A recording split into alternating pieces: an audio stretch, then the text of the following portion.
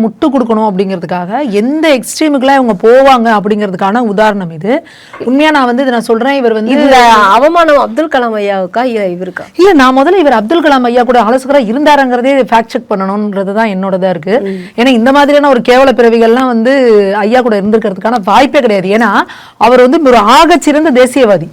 ஆனா இவர் பேச்சு எல்லாமே பாருங்களேன், எல்லாமே நேஷனுக்கு அகைன்ஸ்டா பேசுறது, மோடிஜியை கேவலமா பேசுறது. நீங்க மோடிஜிங்கிறவர் வந்து ஒரு பிஜேபியோட தலைவர் கிடையாது, அவர் ஒரு பாரத பிரதமர். அவரை கேவலமா பேசுறது, தேசத்துக்கு எதிராக பேசுறது, நீங்க இப்படிலாம் பண்ணா நீங்க எங்கேயாவது யோசிச்சு பாருங்க. அப்துல் கலாம் ஐயா வந்து ஒரு அவரோட ஒரு விரல் நுனி அசைச்சிருப்பாரா தேசத்துக்கு எதிராக? எப்பேற்பட்ட தேச பக்தர் அவரு.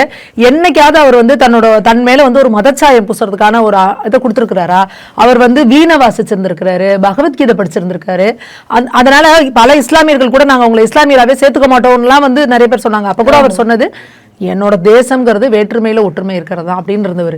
அவர் கூட இவர் இருந்திருக்கிறாரு அப்படின்னா நிச்சயமா இந்த மாதிரியான ஒரு ஐடியாலஜில இருக்க பர்சனை வந்து அப்துல் கலாம் ஐயா கூட வச்சிருந்திருக்க வாய்ப்பே கிடையாது. இவர் ஏதாவது பொய்ய சொல்லிட்டு திரியிறாரா அப்படிங்கறத முதல்ல நம்ம வந்து செக் பண்ணணும்.